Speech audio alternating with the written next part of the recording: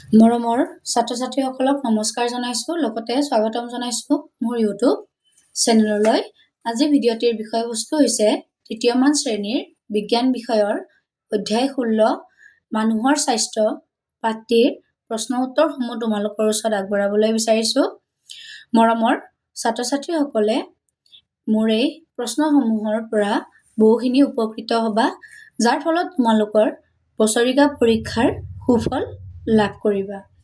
তেন্তে আহা আমি আগবাঢ়ো আৰু মৰমৰ ছাত্ৰ-ছাত্ৰীসকলক পুনৰ এবাৰ আৰু এটি কথা ক'বলৈ বিচাৰিছোঁ। যদি তোমালোকে প্ৰথমবাৰৰ বাবে মোৰ ভিডিঅ'টি দেখিছা তেন্তে ছাবস্ক্ৰাইব কৰিবা আগন্তুক নতুন ভিডিঅ'সমূহ পাই থাকিবলৈ। তেন্তে আহা আগবাঢ়ো আমি প্ৰশ্নসমূহলৈ। মানুহৰ স্বাস্থ্য। 1 নম্বৰ, মানুহে কিয় আহাৰ খাব লাগে?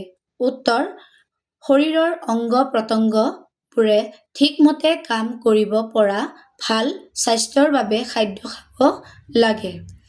2 নম্বৰ, ভাল স্বাস্থ্যৰ বাবে কেনে ধৰণৰ আহাৰ খোৱা উচিত? উত্তৰ, ভাল স্বাস্থ্যৰ বাবে পুষ্টিকৰ বস্তু যেনে মাছ, মাংস, শাক-পাচলি, ফল-মূল, কণী, গাখীৰ ইত্যাদি খোৱা বস্তুবোৰ খোৱা উচিত। 3 নম্বৰ, খোৱা বস্তুৰ বাহিৰেও ভাল স্বাস্থ্যৰ বাবে মানুহে কি কি কৰা উচিত? উত্তৰ, খোৱা বস্তুৰ বাহিৰেও ভাল স্বাস্থ্যৰ বাবে মানুহে নিয়মীয়াকৈ পৰিশ্ৰম, ব্যায়াম, খেলা-ধূলা, দৌৰা ইত্যাদিৰ দৰে নিয়মীয়াকৈ কৰা উচিত। 4 নম্বৰ, খোৱা বস্তু কিয় ভালকৈ ধুই লোৱা উচিত? উত্তৰ, বজাৰৰ পৰা বা বাৰীৰ পৰা ছিঙি অনা খোৱা বস্তুত বহুতো ধূলি মাকতি লাগি থাকে বাবে ভালদৰে ধুই লোৱা উচিত। 5 নম্বৰ, খোৱা পানী কিয় উতলাই খাব লাগে?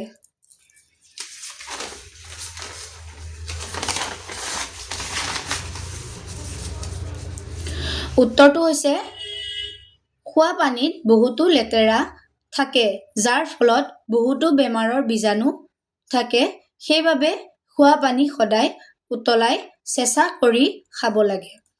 6 নম্বৰ, চাফ চিকুণকৈ নাথাকিলে কিয় স্বাস্থ্যৰ ক্ষতি হয়? উত্তৰ, লেতেৰা শৰীৰত বিভিন্ন ৰোগৰ বীজাণুৱে বাহ লয়, যাৰ ফলত নানা ধৰণৰ বেমাৰ হয়।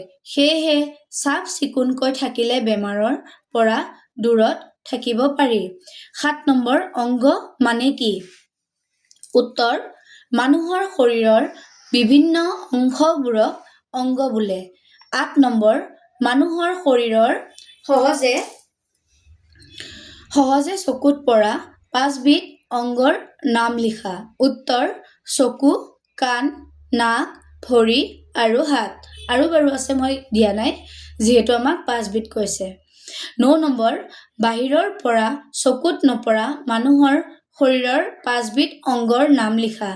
উত্তৰ, হাঁওফাঁও, খাদ্যনলী, পিত্ত, ৰাজহাড়, বৃক্ক। 10 নম্বৰ, পুষ্টিকৰ বস্তু কাক বোলে?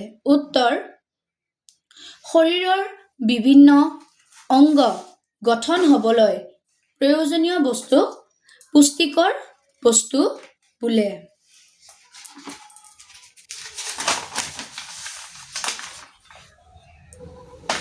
হৃৎপিণ্ডৰ কাম কি?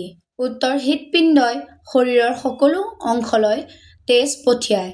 12 নম্বৰ, মগজুৰ কাম কি? উত্তৰ, মগজুৱে শৰীৰৰ সকলো অংগৰে কাম-কাজ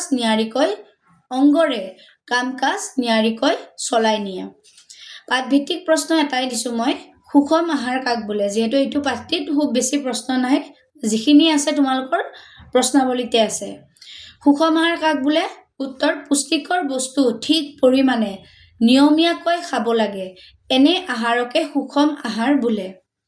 তেন্তে মৰমৰ ছাত্ৰ-ছাত্ৰীসকলৰ আগত মই আজি এই প্ৰশ্নসমূহ আগবঢ়ালোঁ।